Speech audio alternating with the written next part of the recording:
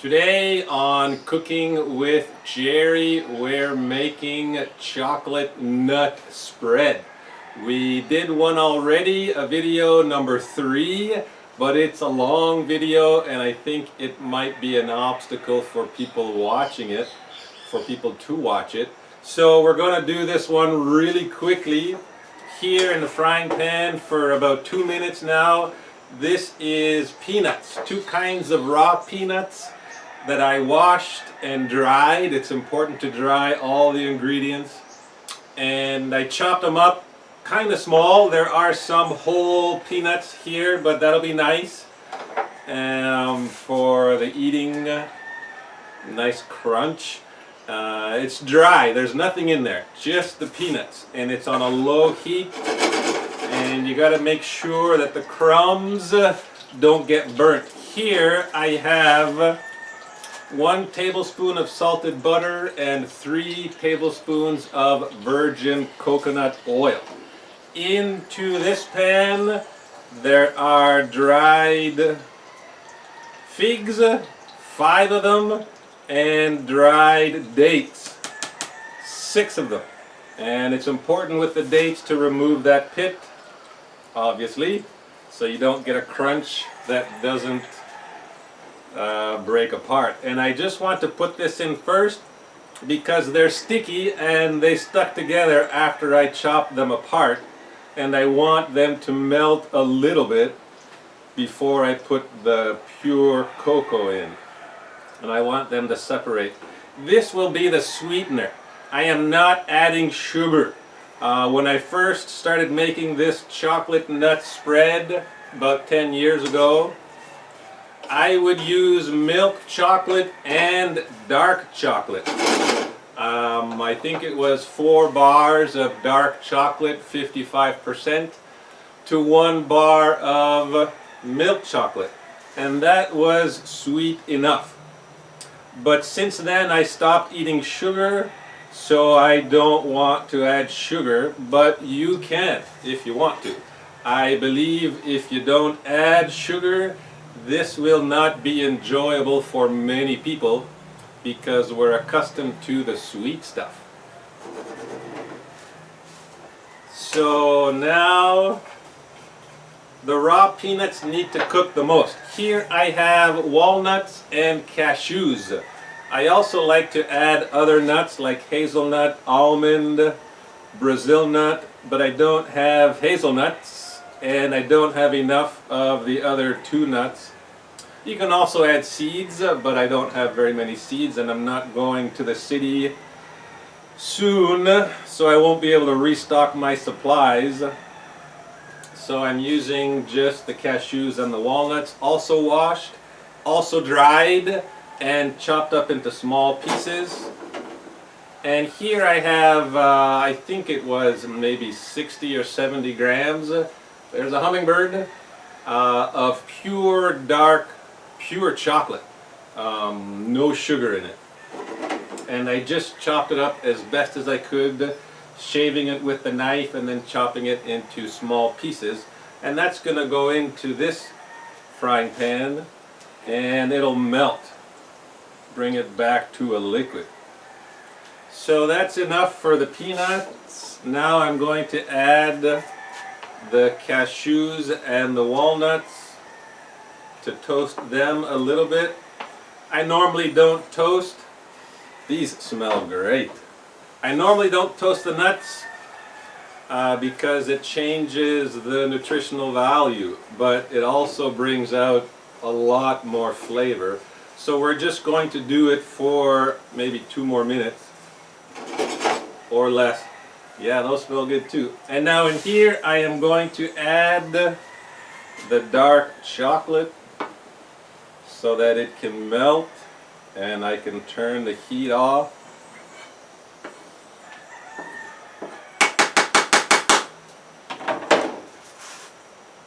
This is also really good on sweet stuff like ice cream, although I'm not recommending ice cream because it's got lots of sugar. But I know many people love the ice cream. I used to eat a bowl of ice cream every night. after dinner as a teenager, so I understand the ice cream, and this would be great on ice cream.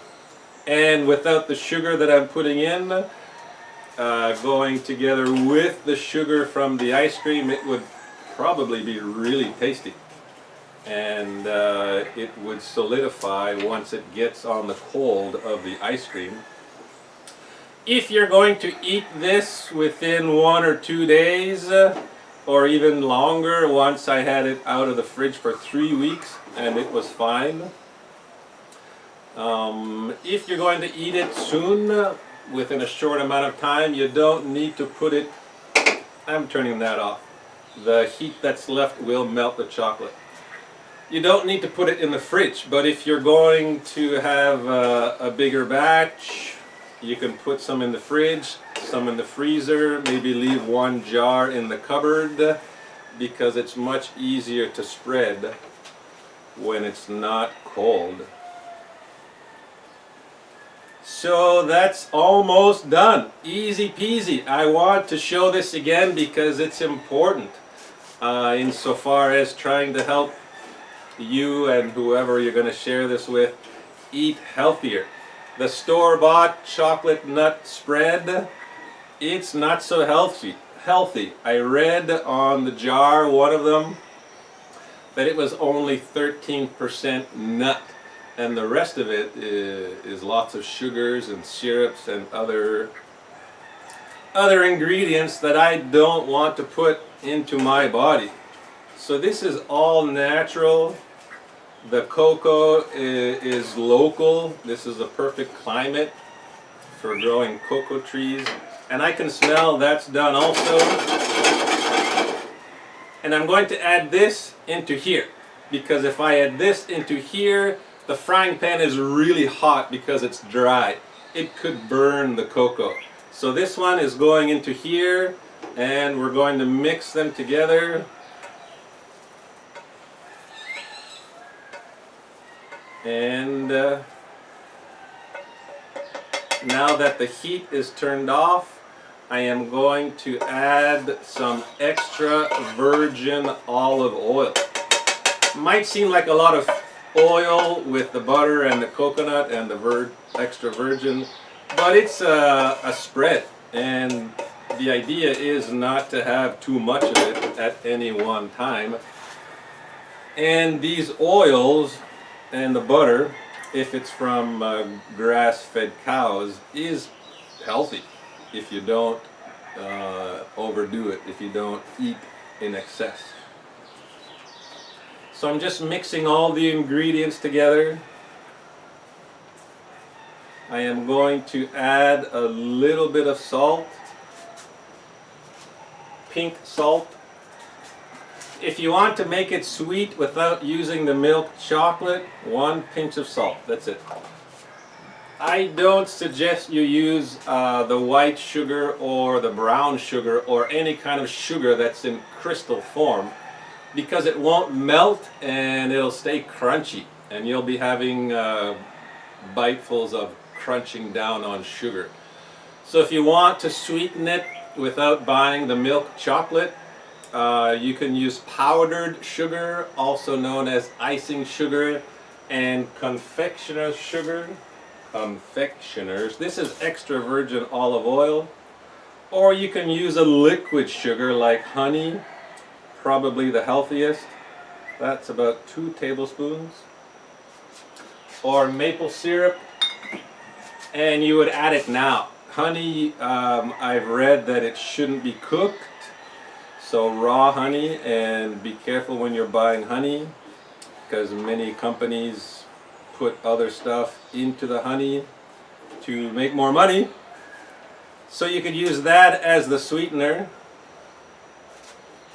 So this is done, and I have some homemade bread from yesterday that I can try this with. I'm just going to let that sit in the frying pan for probably 10 minutes.